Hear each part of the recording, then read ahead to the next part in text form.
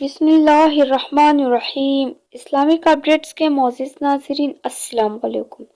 اگر آپ نے ہمارے چینل کو سبسکرائب نہیں کیا تو سبسکرائب ضرور کیجیے گا۔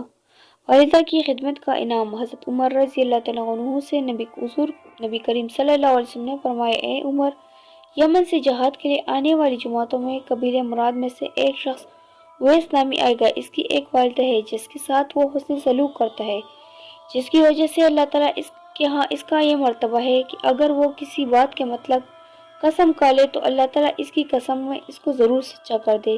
اگر تم سے یہ ہو سکے کہ وہ تمہارے لیے استغفار کرے تو تم ایسا ضرور کر لینا، یعنی اس سے دعائے مغفرت کرا لینا۔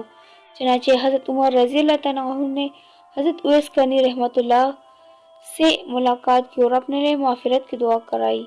فائدہ: جب کسی کے لیے دعا کہا جائے تو اسے چاہیے کہ وہ تکلف نہ کرے اور تواضع کو آڑ بنا کر دعا سے انکار نہ کرے۔ ذرا سی زبان ہلانے میں کیا بوجھ پڑ جائے گا، ہمارا کام اتباع سنت کو ملحوظ رکھتے ہوئے دعا کرنا۔